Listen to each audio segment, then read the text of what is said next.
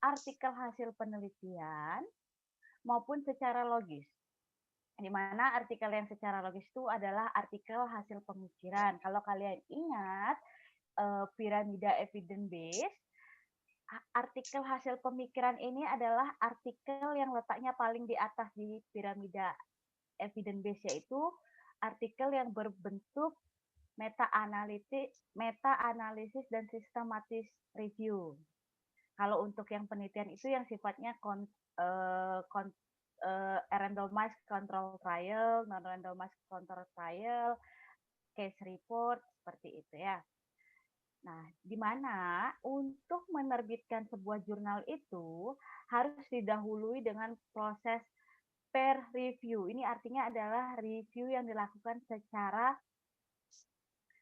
sistematis, di mana reviewernya adalah pakar tertentu dari bidang ilmu, dari satu bidang ilmu yang sudah menjalani pelatihan sebagai reviewer. Jadi reviewernya itu sudah bersertifikat ya, jadi bukan semua orang bisa mereview, tidak seperti itu ya.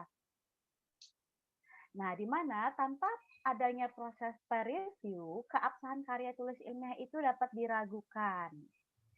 Di sini penulis karya ilmiah itu biasanya berasal dari institusi pendidikan, seperti universitas atau lembaga riset. Tentu mereka adalah pakar ilmu di bidang tertentu. Nah, di sini mekanisme penerbitan jurnal itu memiliki banyak standar yang harus dipenuhi. Nah, di sini ada beberapa identitas digital yang harus dimiliki sebuah jurnal. Pertama, jurnal itu harus memiliki ISSN. Itu identifikasi standar serial number. Kalau bahasa Indonesianya adalah nomor seri standar internasional. Identifikasi, sorry kok internasional. Identifikasi di mana ini satu jurnal memiliki satu ISSN. Jadi kalau kalian pahami dari pengertian jurnal itu akan memuat beberapa artikel dan menerbitkan. Nah, media penerbitannya itu adalah jurnal ya. Nah, di dalam artikel-artikel tersebut harus memiliki DOI. DOI ini adalah Digital Object Identifier. Itu adalah identifikasi objek digital. Ini serial number juga. Nah, DOI ini dimiliki di setiap artikel. Jadi saya contohkan, bila ada satu jurnal membuat 10 artikel, menerbitkan 10 artikel di dalamnya, mencantumkan 10 artikel di dalamnya, berarti jurnal tersebut memiliki satu ISSN dan memiliki 10 DOI. Paham sampai sini ya? Jadi setiap artikel itu akan memiliki DOI. Nah, untuk alur publikasi jurnal ilmiah itu, secara umum itu dibagi menjadi 4 tahap. Enggak mau menerbitkan artikel di dalam jurnal itu enggak asal kirim langsung keterima, tidak seperti itu ya. Jadi pertama ada tahapan submitting, di mana ini adalah proses pengiriman naskah atau artikel oleh penulis kepada editor, di mana ada ketentuan naskah yang harus dilengkapi. Terus selanjutnya setelah naskah tersebut diterima editor itu meneruskan kepada reviewer untuk mereview naskah tersebut apakah layak untuk dipublish atau tidak. Jadi nanti di review ini bisa ditolak atau diterima nih naskahnya. Atau dikembalikan dengan revisi, bisa. Nah, setelah diterima atau dikembalikan dengan revisi dan diperbaiki lagi, kemudian akhirnya diterima, akan dilakukan copy editing. Ini biasanya editor yang akan melakukan ini. Ini hanya untuk mengecek tata bahasa. Lalu selanjutnya setelah proses copy editing selesai baru masuk ke tahap produksi. Ini adalah tahap akhir di mana artikel itu bisa masuk ke dalam sebuah jurnal dan sudah mendapatkan DOI dan akan siap terbit. Seperti itu alur publikasi dari sebuah jurnal. Nah, ini saya contohkan. Jurnal itu kan akan membuat sebuah artikel. Nah, ini nih artikel di sebelahnya saya contohkan salah satu artikel. di mana dalam terbitan jurnal disebut dengan volume atau isu yang merepresentasikan tahun terbit. Nah, jika jurnal tersebut terbit 2 kali dalam setahun, maka nomornya itu akan menjadi nomor 1 dan nomor 2. Contohnya seperti ini. Volume 1, nomor 1 tahun 2020, ini terbitan pertama berarti. Kalau yang kedua itu adalah volume 1 nomor 2 tahun 2020. Jadi nanti ketika kalian menemukan jurnal yang ada tulisannya volume 1 nomor 4 tahun 2020, berarti itu jurnal itu terbit dalam setahun, itu terbit 4 kali dalam setahun. Seperti itu ya, mengidentifikasi jurnal. Nah, ini saya contohkan salah satu artikel yang layak disebut jurnal. Ada ISSN-nya, ada volumenya, dan ada nama jurnalnya, serta tertera dengan jelas judul artikelnya dan penulis artikelnya. Jika kalian menemukan salah satu naskah yang bentuknya seperti jurnal, yang penulisnya seperti jurnal, tapi tidak memiliki ISSN,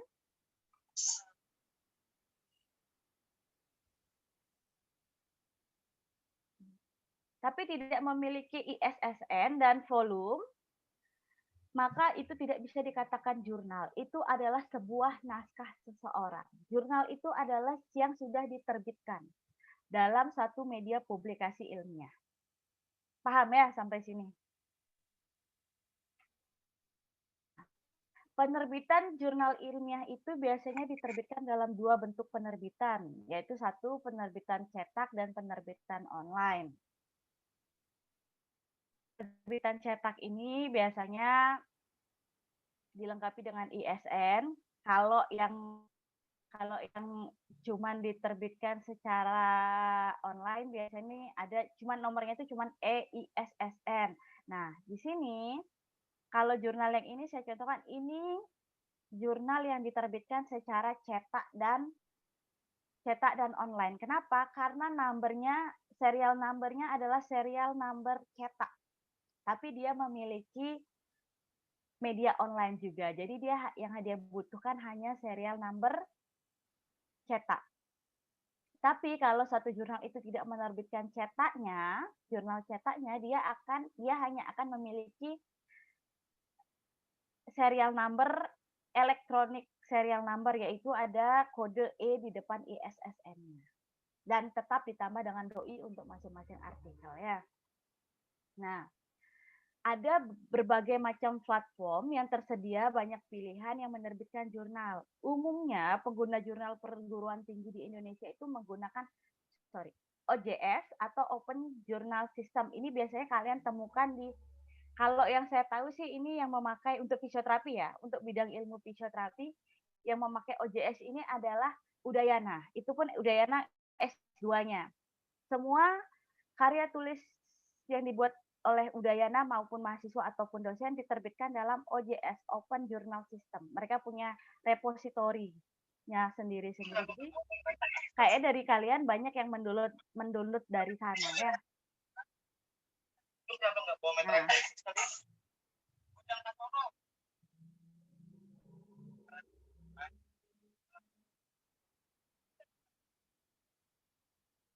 Oke, saya lanjutkan. Ini adalah jurnal ilmiah internasional terindeksisasi Scopus dan DOAJ. Jadi ini adalah jurnal-jurnal internasional yang terakui keabsahan artikelnya.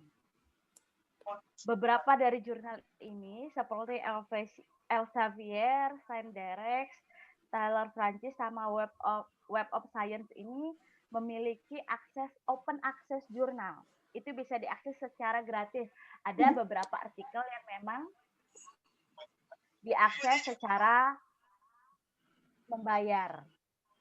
Nah, kalau untuk DOAJ ini jurnalnya rata-rata open access semua, jadi gratis ya. Nanti saya ajarkan cara mencari cara mencari artikel dari jurnal-jurnal ini ya. Jadi biasakan kalau ini adalah jurnal yang terakreditasi, jadi kalian akan terhindar dari jurnal predator ya. Artinya keabsahan artikel yang kalian pakai itu terakui, oke? Kalau dicari dari sini. Kalau untuk kalau untuk jurnal nasionalnya, aduh macet.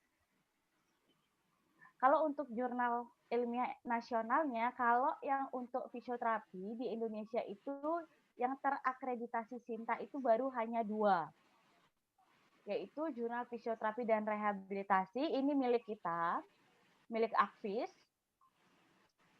Dan yang kedua adalah Jurnal Ilmiah Fisioterapi, ini miliknya Esa Unggul. Nah, di Indonesia, Jurnal Ilmiah Nasional itu yang akreditasinya itu yang diakui adalah akreditasi SINTA. Jadi dari sini aja kalian mencari kalau mau mencari bahan bacaan yang bagus. Hanya dari 2 jurnal ini. Nanti saya akan ajarkan caranya mencari artikel di 2 jurnal ini. Nah, selanjutnya saya akan membahas tentang plagiat dan plagiarisme. Soalnya dari kalian kayaknya ada beberapa yang masih bingung bagaimana cara menghindari plagiasi. Sini pertama-tama saya akan jelaskan bahwa plagiat itu adalah pengambilan karangan orang lain dan menjadikan seolah-olah karangan tersebut adalah miliknya sendiri. Ini maknanya apa? Ketika kalian mengambil tulisan seseorang dan kalian tidak mencantumkan tulisan tersebut, tidak mencantumkan sumbernya, itu sudah bisa dikatakan plagiasi. Kalau dalam dunia akademik itu adalah sebuah tindakan kriminal karena apa? Itu adalah salah satu bentuk pencurian. Hanya hal sepele seperti itu, tapi itu dikatakan hal kriminal. Kenapa? Karena salah satu pemikiran seseorang itu kan susah didapatnya. Lalu ketika ada orang yang mengambil pikiran itu, apakah itu etikanya di mana? Kan seperti itu dipertanyakan ya. Nah, ini adalah ruang lingkup plagiasi di mana ada 6 ruang lingkupnya yang biasa kita temui di lapangan, yaitu pertama, mengutip kata-kata atau kalimat orang lain tanpa menggunakan tanda kutip dan tanpa menyebut identitas sumbernya. Jika kalian mengutip kata-kata orang lain dengan menggunakan tanda kutip dan menyebutkan identitas sumbernya, itu boleh dan itu tidak dikatakan plagiasi. Berbeda halnya jika tidak menggunakan tanda kutip dan tidak menyebutkan identitas sumbernya. Lalu yang kedua adalah menggunakan gagasan, pandangan, atau teori orang lain tanpa menyebutkan identitas sumbernya. Yang ketiga adalah menggunakan fakta milik orang lain tanpa menyebutkan sumbernya. Yang keempat, mengakui tulisan orang lain sebagai tulisan sendiri. Yang kelima, melakukan parafrase tanpa menyebutkan identitas sumbernya. Dan yang terakhir adalah menyerahkan satu karya ilmiah yang dihasilkan orang lain dan sudah dipublish ke media publikasi seolah-olah sebagai karyanya sendiri. Nah, jika dilihat, ruang lingkup plagiarisme ini selalu melibatkan tanpa menyebutkan identitas sumbernya. Jadi, untuk menghindari hal ini kalian hanya harus menyebutkan identitas sumbernya saja. Dan mungkin nanti ada yang bertanya bagaimana cara mengutip yang benar dan bagaimana cara melakukan parafrase. Kalau untuk menyebutkan identitas sumbernya sudah saya ajarkan dengan melakukan citasi dan mencantumkan daftar pustakanya ya. Nanti saya akan ajarkan cara mengutip yang benar dan melakukan parafrase. Nah, ini adalah 4 tipe plagiarisme, di mana tipe pertama adalah plagiarisme kata demi kata, penulis menggunakan kata-kata penulis lain persis tanpa menyebutkan sumbernya. Yang kedua ada plagiarisme atas sumber, di mana penulis menggunakan gagasan orang lain tanpa memberikan pengakuan yang cukup atau tanpa menyebutkan sumbernya secara jelas. Yang keempat, plagiarisme kepengarangan. Penulis mengakui sebagai pengarang karya tulis orang lain. Yang kelima, subplagiarisme. Termasuk dalam tipe ini adalah penulis mempublikasikan satu artikel pada lebih dari satu redaksi publikasi dan mendaur ulang karya tulis tersebut. Jadi dia mengakui tulisan orang lain sebagai tulisannya. Nah, di sini yang penting dalam subplagiarisme adalah bahwa ketika mengambil karya lama, maka ciptaan karya baru yang dihasilkan harus memiliki perubahan yang berarti. Artinya, karya lama tersebut merupakan bagian kecil dari karya baru yang dihasilkan. Sehingga pembaca akan memperoleh hal baru yang benar-benar penulis tuangkan pada karya tulis yang menggunakan karya lama. Saya contohkan seperti ini.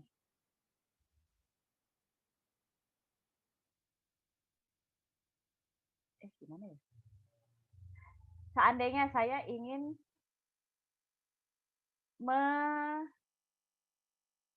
meneliti botol ini. Aduh, tidak bagus, sorry ya. Saya tidak ahli dalam menggambar. Saya anggap ini botol. Saya ingin meneliti botol ini.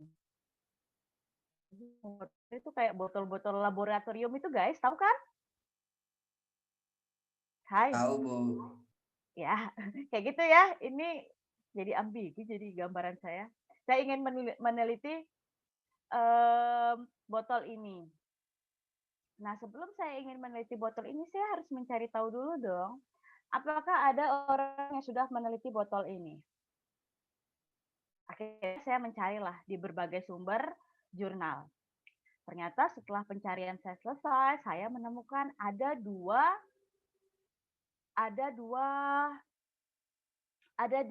penulis yang sudah meneliti tulisan ini. Penulis pertama meneliti meneliti botol ini dari atas. Pada tahun 2010 mengatakan bahwa botol ini jika dilihat dari atas hanya terlihat satu lingkaran kecil dan lingkaran besar. Nah, lalu penulis kedua pada tahun 2012 menyatakan bahwa dia meneliti botol ini dari samping saja. Menyatakan bahwa jika dilihat dari samping, botol ini berbentuk seperti gitar Spanyol. Nah, di sini sudah ada kan dua orang yang meneliti hal itu. Apakah saya harus meneliti hal yang sama? Tentu akan membosankan, tidak menarik. Kenapa harus meneliti hal yang sama berkali-kali jika hasilnya sudah pasti sama? Seperti itu kan pikiran saya tentunya. Dan agar orang lain menarik membaca tulisan saya, otomatis saya akan meneliti botol ini dari arah lain. Maka dari itu saya akan meneliti botol ini dari arah bawah. Di sini saya akan menyebutkan dua hasil penelitian tadi di bab 1 saya. Di bab 1 kan hasil penulis pertama dan hasil penulis kedua, baru di bawahnya saya akan menjelaskan seperti ini. Maka dengan ini saya ingin meneliti botol ini dari bawah. Fungsinya apa saya meneliti botol ini dari bawah? Kalau tidak ada fungsinya tentu ngapain diteliti, buang-buang waktu. Pasti ada tujuannya dong. Pasti ada hal yang ingin saya cari dari bawah itu. Saya akan menahkan seperti ini. Maka ini saya ingin meneliti botol ini dari bawah. Hal ini penting dilakukan untuk merekonstruksi botol ini jika botol ini pecah dan ingin dibuat kembali. Ada esensinya untuk kepentingan rekonstruksi. Untuk kepentingan rekonstruksi botol jika botol ini pecah dan ingin dibuat kembali. ada 3 sudut pandang di mana tulisan saya akan melengkapi dua tulisan sebelumnya. Hal itulah yang dinamakan menghindari self plagiarisme. Ada satu hal yang beda sehingga pembaca akan memperoleh hal baru, namun idenya itu tetap bersumber dari karya lama, dari dua penulis yang tadi. Bisa ya membedakan? Bisa, Halo? Bu. Bisa. Saya harap beneran Bisa, bisa Bu. loh. Ya, Bu. Semoga bisa. Pasti bisa. Pasti bisa lah. Kalau sudah belajar menulis pasti bisa. Dan belajar membaca yang benar loh ya. Jangan asal dibaca sumber-sumber yang kalian cari. Nah, di sini saya lanjutkan akan menjelaskan mengapa plagiarisme itu terjadi. Pertama, karena terbatasnya waktu untuk menyelesaikan sebuah karya ilmiah sehingga terdorong untuk mengkopi-paste karya orang lain. Jadi biar cepat jadi ya udahlah, kopas aja. Padahal hal ini juga akan sia-sia karena nanti di akhir cerita di hasil akhirnya akan ada cek plagiarisme, akan kelihatan berapa hasil plagiarismenya. Jika lebih dari 30% akan disuruh mengulang kembali dari awal tulisannya. Seperti itu. Lalu kedua, ada rendahnya minat baca dan minat melakukan analisis terhadap sumber referensi yang dimiliki. Nah, karena di sini cenderung rendahnya minat baca dan terbatasnya waktu, jadi hanya sekedar mencari sumber referensi, tidak menganalisis sumber referensi yang lebih luas. Seperti itu ya. Atau kurangnya pemahaman tentang kapan dan bagaimana harus melakukan kutipan atau parafrase. Nah, ini beberapa penulis banyak yang kurang paham untuk melakukan hal ini ya, apalagi penulis baru. Bagaimana teknik parafrase dan bagaimana teknik pengutipan itu dilakukan. Di sini banyak celah yang menyebabkan kalian terjerembab dalam jurang plagiarisme nih. Nanti akan saya ajarkan. Di sini yang terempat, tidak semua plagiarisme itu terjadi karena kesalahan penulis. Ada faktor kesalahan dosen juga atau pembimbing di mana kurangnya perhatian dari guru, dosen, dan pembimbing akademik terhadap persoalan plagiarisme. Jadi artinya sang pembimbing dan dosen itu tidak meneliti sumber-sumber yang kalian gunakan. Ini juga bisa terjadi ya. Nah, sekali lagi saya jelaskan.